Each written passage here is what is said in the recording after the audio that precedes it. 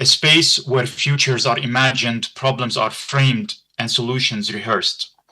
Under conditions of catastrophic violence, however, this orientation fractures, and when genocide, herbicide, and necropolitical governance reorganize the conditions of life itself, the assumptions underpinning the architectural knowledge, repair, progress, and Recording in governability progress.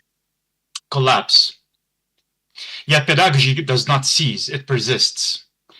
This essay develops an account of such persistence through distortion when action, repair, and professional sovereignty are foreclosed by catastrophe as ground. It asks how architectural knowledge continues to operate as if the world were still rendered governable, healable, and extractable, even when such assumptions have become untenable and absurd. At stake is a universalist humanism, based on European man-world operational model, that persists even when its conditions of applicability collapse.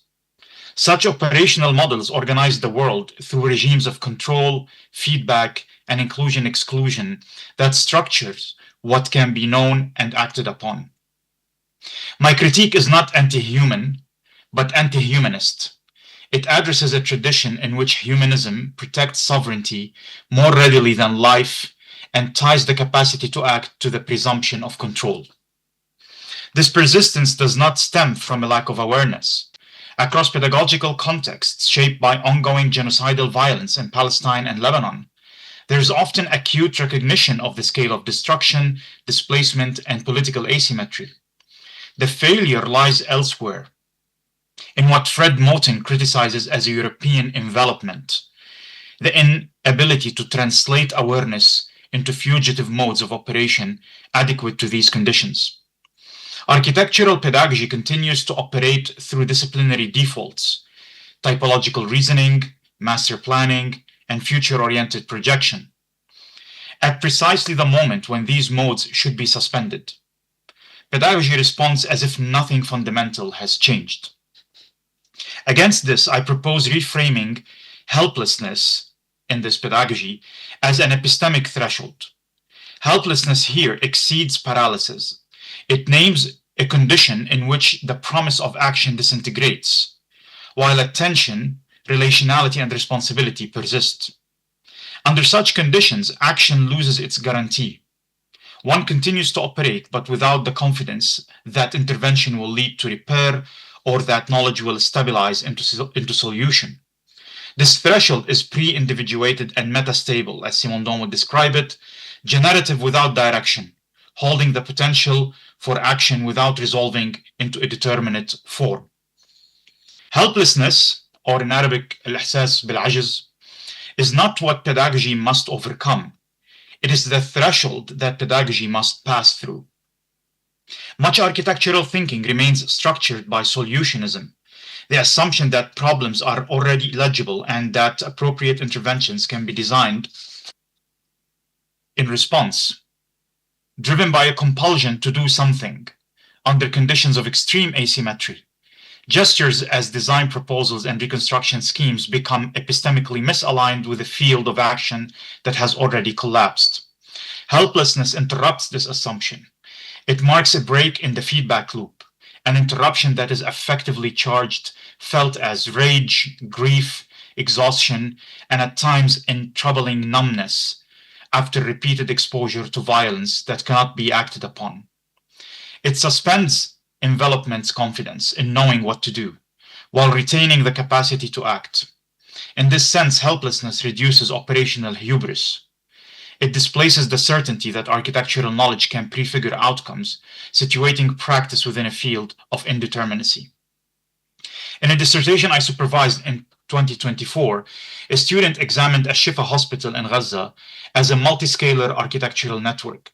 The project moved beyond treating the building as a discrete entity, considering it simultaneously as medical infrastructure, a refuge for displaced populations, a site protected under international humanitarian law, and a target of military violence. Architecture in this case appeared as protected inhabitation, a condition that is both materially and legally constituted. During the reviews, a colleague rejected this project as not architecture, The critique did not dispute the empirical material, but rather the disciplinary frame through which it was read. From this perspective, architecture remained tied to a form, materiality, and aesthetic articulation.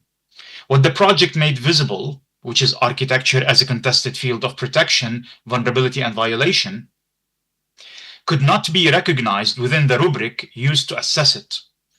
The threshold here is the failure of recognition, the moment when architecture exceeds its own definition, and pedagogy is unable to accommodate that excess. I encountered a second instance during a 2025 workshop on post-war reconstruction in South Lebanon. The workshop centered on reconstruction amid large-scale destruction and limited state capacity. Yet the discussion quickly reverted to familiar disciplinary modes. Participants invoked permanent war and impermanent urbanism and navigated themes of regulatory constraints, public space as social condenser, the spirit of place, and Lebanon as a laboratory for reconstruction. Questions of governance, infrastructural constraints, and political economy remained underexplored. Students were positioned as listeners to professional discourse rather than active participants. Here the threshold stems from a misalignment between problem and response. The scale and nature of the situation demand a reconfiguration of architectural thinking. Yet the pedagogical format reproduces established modes of operation. The intention to address catastrophe is present, but it is translated into forms that cannot engage with it. Pedagogy continues, but without transformation, as productivity substitutes for engagement. A third and more generative scene unfolds within institutional practice itself. Since late 2023, beyond an explicit but limited response to the violence in Gaza, managerial and depoliticized framings flattened the specificity of the situation, leaving pedagogical engagement to be assembled informally. Open discussions, student-led initiatives, ad hoc gatherings sustained by effective intensities of frustration, anger, and exhaustion. At the same time, engagement within formal structures like committees, advisory groups, and policy discussions at my university required careful negotiation. Language was adjusted, positions reframed, and alliances built, often with the expectation that institutional outcomes would remain limited or unchanged. In this context, action persists without assurance of effect, a condition of sustained engagement that often takes the form of exhaustion rather than resolution. One participates in processes that may be performative, contributes to recommendations that may not be implemented, and sustains engagement despite anticipating limited impact. A witnessing operation unfolds across two registers. First, witnessing the catastrophe itself. In this case, when I'm at a distance and when my students are at a distance, through exposure to images, reports, and communication about the violence. Second, witnessing disciplinary and institutional hesitation, neutrality, and asymmetric recognition of the catastrophic event. These two registers produce a layered and often contradictory field of experience. Witnessing functions as a relational operation that reorganizes attention, proximity, and responsibility when action is foreclosed. It neither substitutes for action nor suspends it, but reconfigures what counts as action under conditions in which conventional forms of intervention are structurally blocked. Within pedagogy, witnessing operates as a mode of study. It redefines what action becomes when conventional forms of intervention are no longer viable, sustainable, or sustaining engagement without resolving it, holding fragments without assembling them into totalities, and continuing to act without expecting closure. Fragments are the central element to this mode of operation. They are not remnants of loss to be repaired, but active carriers of relation and knowledge. Under catastrophic conditions, knowledge appears as partial, dispersed, and often incompatible elements.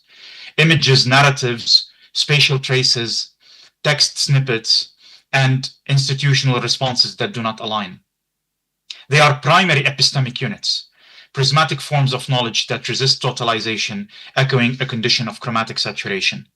Architectural pedagogy, however, is not structured to work with fragments in this way. It seeks coherence, resolution, and synthesis. The challenge then is to reconfigure its fugitive modes of operation. Threshold pragmatics describes a condition in which architecture continues to operate despite the assumption that typically sustains it.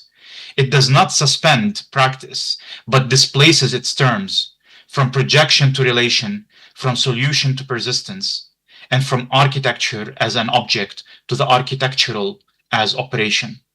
Within this condition, pedagogy becomes less a site of projection and more a site of interruption, a space where disciplinary defaults are exposed, suspended, and reconfigured. These interruptions do not occur outside the discipline, but within it, through small appropriations of its spaces, methods, and infrastructures. This does not imply the abandonment of architecture or a retreat into critique. Rather, it suggests a different orientation towards practice, one that accepts the limits of action without relinquishing responsibility. Architecture hesitates. It no longer proceeds with certainty. In that hesitation, the architectural emerges as a situated generative mode of being bound architecturally, a mode of inhabiting and negotiating conditions that cannot be resolved. The question then is not how architecture can restore its capacity to act, but how it can continue to operate under conditions that render its operational modes inadequate. Threshold pragmatics offers one way to name this condition: a practice that persists without sovereignty, a pedagogy that continues without resolution, and a form of witnessing that sustains relations at the edge of collapse. In this sense, it is a fugitive practice, not outside architecture, but working within and against its operational logics, thereby assembling spaces of study, relation, and survival without claiming resolution or control over what cannot be resolved. Thank you.